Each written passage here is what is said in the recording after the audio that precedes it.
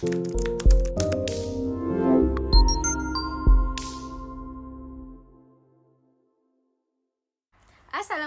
hari ini kami akan membentangkan topik 5 berkenaan pembinaan peradaban majmuk di Malaysia. Kumpulan kami terdiri daripada 3 orang ahli. Yang pertama, saya Nur Anisha Nabiha binti Muhammad Akmaluddin. Yang kedua, Dahlia Natasha binti Samsudin. Dan yang ketiga, Nur Nazatun Naziha binti Zulkifli. Baiklah, kita teruskan dengan topik kita hari ini, pembinaan peradaban majmuk di Malaysia. Apa itu peradaban? Menurut Kamus Dewan Bahasa dan Pustaka, peradaban adalah sistem dan tahap perkembangan sosial sesuatu bangsa, kemajuan sosial dan kebudayaan sesuatu bangsa.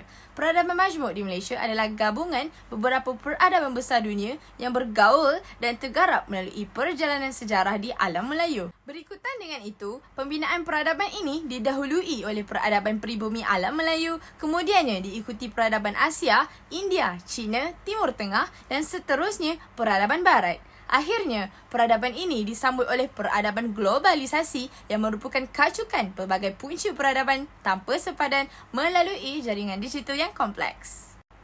Seterusnya, perkembangan sejarah alam Melayu ini terdiri daripada 4 peringkat, iaitu zaman prasejarah, zaman protosejarah, zaman pensejarahan dan zaman sejarah moden. Pertama, zaman prasejarah yang telah berlaku kira-kira 200 hingga 300 ribu tahun dahulu. Zaman yang terdapat dalam zaman prasejarah ini ialah zaman Paleolitik, zaman Mesolitik, zaman Neolitik, zaman logam ataupun gangsa bengsi.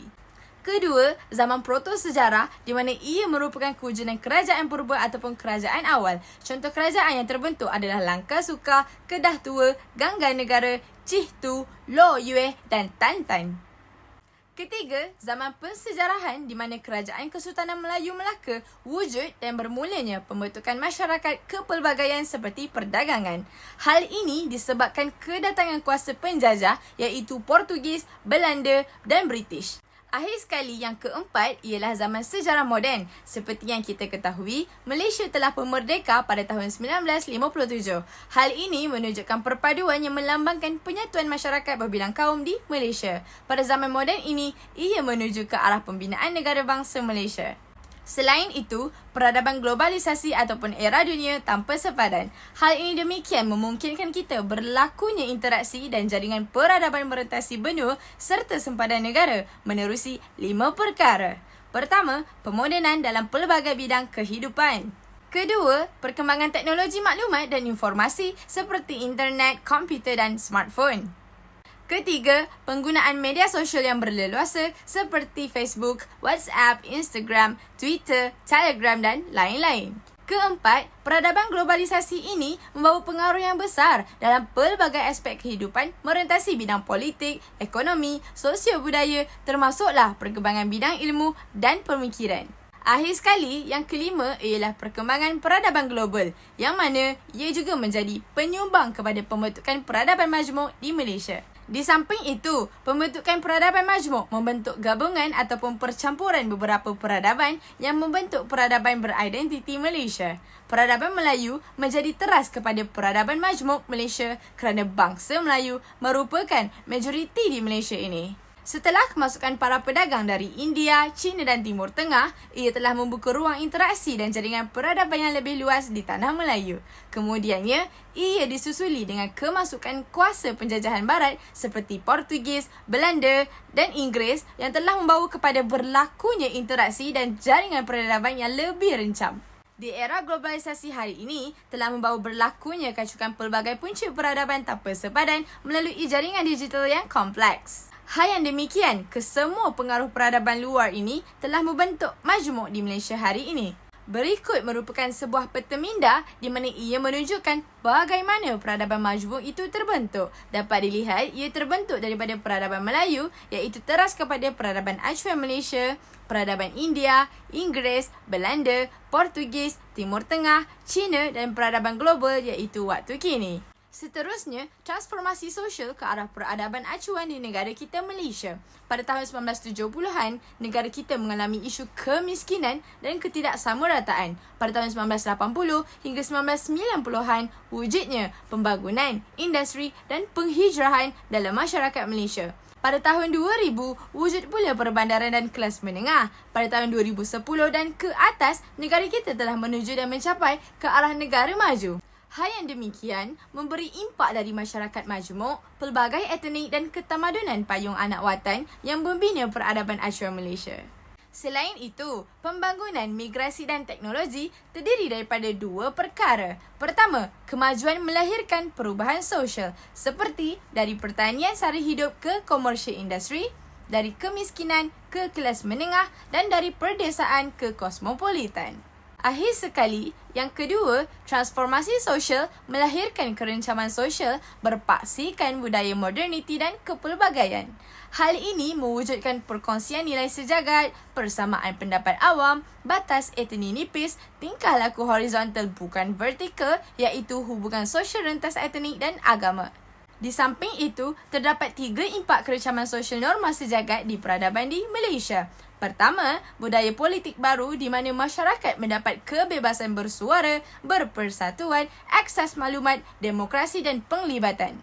Kedua, nilai politik seperti wujudnya amanah integriti, keadilan, accountability, transparansi dan keterangkuman. Akhir sekali, yang ketiga, berlakunya isu-isu seperti rasuah, salah guna kuasa, keterangkuman jentera dan dasar awam, takbir urus baik dan juga federalisme. Baiklah, seterusnya saya akan serahkan kepada Dahlia Natasha. Assalamualaikum warahmatullahi wabarakatuh. Nama saya Dahlia Natasha binti Samsudin.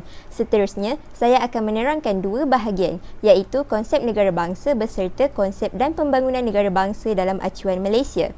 Sebelum itu, saya akan menerangkan definisi negara dan bangsa. Jadi, apakah itu negara? Menurut Kamus Dewan edisi keempat, frasa negara merujuk kepada suatu komuniti yang menduduki kawasan tertentu dan diperintah oleh kerajaan, manakala bangsa merujuk kepada suatu komuniti yang mempunyai identiti budaya, fahaman, agama dan bahasa tersendiri atau dikenali juga sebagai suatu kaum yang mempunyai adat resam tersendiri. Oleh itu, konsep negara bangsa dilihat sebagai bangsa idaman yang diimpikan oleh sesebuah negara melalui konsep satu bangsa satu identiti yang menandakan bahawa rakyatnya berkongsi satu bahasa, budaya dan nilai. Kemudian, istilah negara bangsa adalah gabungan 2 dimensi utama yang sudah diterangkan iaitu negara dan bangsa. Ia dapat ditakrifkan sebagai suatu institusi politik yang merujuk kepada sebuah negara yang dihuni oleh sesebuah bangsa melalui perkongsian budaya, sejarah, bahasa dan etnisiti dan faktor-faktor lain. Misalnya, negara bangsa juga adalah di mana budaya majoriti rakyatnya memiliki kesedaran kesatuan identiti nasional, perkongsian budaya dan perkongsian sejarah yang sama dan juga bertindih dengan sepadan politik wilayah negaranya. Dalam kata lain, sebuah negara bangsa memiliki hanya satu anak watan, satu kumpulan etnik dan satu tradisi budaya tanpa ada kumpulan lain, atau hanya mempunyai satu idea di mana bangsa sama dan ditadbir urus oleh negara berdaulat mereka sendiri. Seterusnya, di bahagian ini saya akan menjelaskan dengan lebih terperinci tentang konsep negara dan bangsa. Yang pertama, konsep negara. Konsep negara adalah sebuah kerajaan yang merdeka dan berdaulat, di mana ia tidak lagi dijajah oleh anasir luar, kemudian mentadbir urus ke atas satu wilayah yang diperakui oleh negara-negara lain. Elemen terpenting bagi negara ialah penduduk atau rakyat, memandangkan rakyatlah yang mencorakkan negara dan juga membentuk bangsa bagi sesebuah negara. Secara ringkasnya, rakyat setiap negara diikat dengan tanah air, perlembagaan dan kerayaatannya. Secara amnya, sebuah negara itu terdiri daripada elemen-elemen seperti yang pertama, rakyat, sudah tentu penduduk di negara tersebut. Yang kedua, kedaulatan, iaitu kekuasaan yang tertinggi dalam sesebuah negara. Contohnya, di negara kita ada Raja-Raja Melayu yang diakui oleh perlembagaan. Yang ketiga adalah kerajaan, iaitu merupakan pemerintah ataupun takbir negara. Yang keempat adalah wilayah atau sepadan yang menentukan sesuatu kawasan. Contohnya dalam negara kita ada daerah dan mukim tertentu. Jadi sekiranya elemen-elemen ini tidak wujud, maka sesebuah negara itu tidak dapat dibentuk. Yang kedua adalah konsep bangsa. Kebiasaannya istilah bangsa digunakan untuk menjelaskan tentang sesebuah kumpulan etnik, bahasa dan kebudayaan komuniti, di mana sekumpulan besar manusia ini membentuk sebuah bangsa melalui keterikatan hubungan darah dan keturunan, penggunaan bahasa yang sama, perkongsian tradisi, agama dan sejarah. Mereka bersatu melalui keturunan dan penggunaan bahasa yang sama, yakni dalam satu kelompok yang sama. Contohnya, kita ada bangsa Melayu, Cina, India, orang asli dan lain-lain. Tuntasnya, bangsa adalah sekumpulan besar manusia yang mempunyai keterikatan melalui perasaan kekitaan bersama dalam sesebuah negara. Kemudian, saya akan menjelaskan tentang bagaimana pembentukan negara bangsa dalam acuan Malaysia. Menurut pandangan Abdul Rahman Embong, apabila Malaysia diisytiharkan merdeka pada 31 Ogos 1957, beliau menyatakan bahawa apa yang lahir ialah sebuah negara dan bukannya sebuah bangsa. Begitu juga pada 16 September 1963 semasa Malaysia terbentuk, apa yang wujud ialah negara Malaysia dan bukannya bangsa Malaysia. Sementara itu, terdapat 3 jenis pembentukan negara bangsa. Yang pertama, satu bangsa, satu negara. Keadaan ini bermula daripada satu ras membentuk bangsa dan melahirkan satu negara. Contohnya, bangsa Jepun membentuk negara Jepun, bangsa Jerman membentuk negara Jerman. Yang kedua, bangsa tanpa negara. Sebagai makluman, terdapat kewujudan beberapa bangsa yang tanpa negara. Justru itu, mereka menuntut bangsa mereka untuk bernegara dan mempunyai autonomi sendiri. Contohnya, bangsa Melayu Patani di selatan Thailand. Mereka mempunyai identiti bangsa tersendiri, tetapi negaranya dimiliki oleh orang-orang Thai. Yang ketiga adalah negara tanpa bangsa. Pembentukan ini merujuk kepada sesebuah negara yang diperakui kedaulatannya, tetapi tidak jelas dari segi identiti bangsa yang dibina. Contohnya, negara Malaysia lahir sebagai sebuah negara yang mempunyai pelbagai jenis kumpulan etnik seperti Cina, India, Melayu dan lain-lain yang mengekalkan identiti masing-masing. Jadi, berbalik kepada konsep negara bangsa yang telah diterangkan sebelum ini, di mana sebuah negara bangsa itu memiliki hanya satu anak watan, satu kumpulan etnik dan satu tradisi budaya. Jadi, hal ini membuktikan bahawa satu bangsa Malaysia itu masih belum terbina kerana kita hidup berbilang bangsa dan kaum. Justru itu, semangat perpaduan itu penting demi mengekalkan keharmonian negara yang juga merupakan salah satu konsep negara bangsa di Malaysia. Selanjutnya, kewarganegaraan. Disebabkan kita hidup berbilang bangsa, maka status kewarganegaraan itu amatlah penting bagi setiap individu. Ia adalah suatu bentuk kerakyatan atau kedudukan sah yang diiktiraf berdasarkan undang-undang negara, di mana ia mengikat seseorang individu dengan negaranya. Melalui kedudukan sah tersebut, seseorang warga negara itu boleh mendapat perlindungan, hak-hak istimewa dan pelbagai lagi. Contohnya, dengan adanya kad pengenalan atau IC dan pasport dapat membenarkan kita untuk melancong ke negara-negara lain dengan identiti yang sah. Kemudian, negara bangsa Malaya Malaysia integrasi. Hegemoni politik memperakui dan menerima anak watan dan komuniti migran diberikan kerakyatan negara. Maksudnya, terdapat anak-anak penjajah terdahulu juga mendapat kedudukan yang sah di dalam negara ini. Selepas itu, minoriti lain juga diikat di tapak integrasi di mana yang di-Pertuan Agong sebagai simbol perpaduan negara. Seterusnya, Islam adalah agama rasmi persekutuan, tetapi agama lain masih boleh diamalkan tanpa halangan. Kemudian, bahasa Melayu adalah bahasa kebangsaan dan bahasa perpaduan. Walau bagaimanapun, bahasa ibunda lain juga boleh dipelajari. Sebagai tambahan, berikut adalah antara cabaran-cabaran Malaysia menjadi sesebuah negara bangsa. Yang pertama, kedudukan bahasa. Yang kedua, penggunaan bahasa ibunda. Seperti yang kita lihat sekarang, kepentingan bahasa Melayu itu semakin kurang dimartabatkan, terutamanya oleh orang Melayu itu sendiri.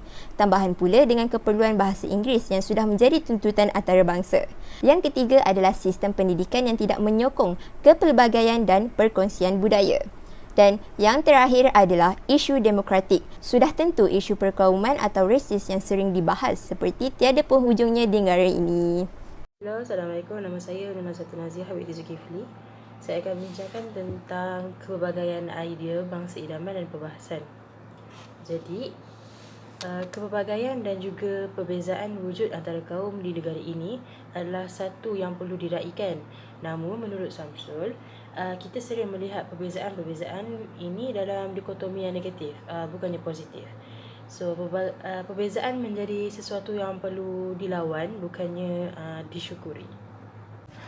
Okey, jadi di Malaysia, pembentukan bangsa terjadi dalam dua fasa, iaitu sebelum dan juga selepas merdeka.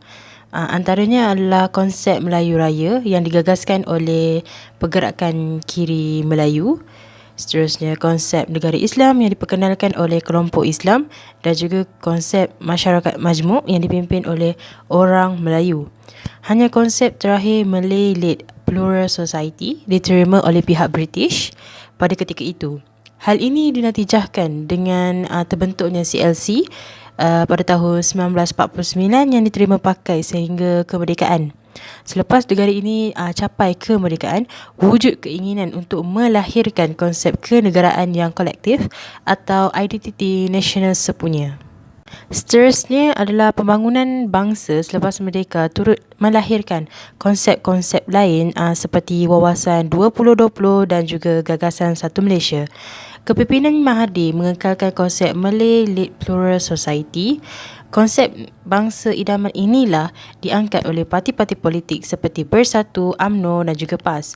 Penekanan banyak diberikan kepada hubungan antara kaum atau interetnik, tetapi meminggirkan penting hubungan dalam kaum atau intraetnik. Kepelbagaian dan perbezaan wujud antara kaum di negara-negara ini dalam dikotomi yang negatif, bukannya positif. Menurut Etzioni 2019 mengatakan bahawa etos bangsa merujuk kepada nilai-nilai khas, tradisi, identiti atau wawasan masa depan atau takdir sesebuah negara. Etos nasional ciri-ciri unik masyarakat setempat dengan mengikat seseorang individu dengan individu yang lain dan yang ikat rakyat dengan negara melalui perkongsian nilai, perasaan dan semangat, kepercayaan dan juga identiti bersama. Kebangsaan dan etos bangsa dikaitkan dengan bangsa walaupun konsep identiti nasional. Mengukurnya adalah sukar kerana ianya dapat dipantau bentuk dan juga intensitinya di negara itu. Setiap bangsa ada warisan etnosimbolisme dalam jangka pensejarahan panjang seperti bendera, bahasa, pakaian dan lain-lain.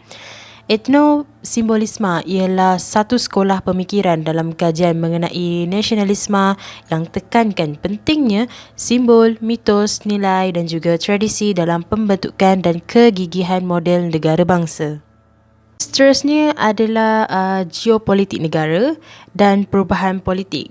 Pelbagai perspektif tentang negara bangsa seperti sebelum merdeka, hal-hal negara bangsa sering diperbincangkan. Contohnya, etnik Melayu, Ketuanan Melayu UMNO, Daulat Islamiah, PAS, Malaya Raya, PSM.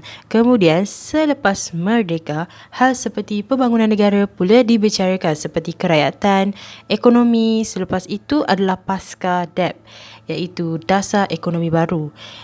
DEP terjemahan Akta 153 dalam Dasar Awam. Pada tahun 1990, Tun M dan juga Gerakan Bangsa Malaysia, Datuk Seri Najib, Satu Malaysia, DAP Middle Malaysia, PAS Daulah Malaysia. Kesimpulannya, peradaban majmuk merupakan gabungan atau campuran pelbagai bentuk peradaban yang menyerap masuk ke dalam peradaban Melayu. Manakala, negara bangsa pula adalah majoriti rakyatnya yang memiliki kesedaran kesatuan identiti nasional, perkongsian budaya dan juga perkongsian sejarah yang sama dan bertindih dengan sepadan politik wilayah negaranya. Akhir sekali, etos nasional merupakan ciri-ciri unik masyarakat setempat yang ikat individu. Kesukaran dalam mempunyai impian untuk wujudkan bangsa idaman akan berkurang dengan adanya usaha-usaha yang jitu dan padu dari beberapa pihak-pihak yang tertentu. Sekian, terima kasih.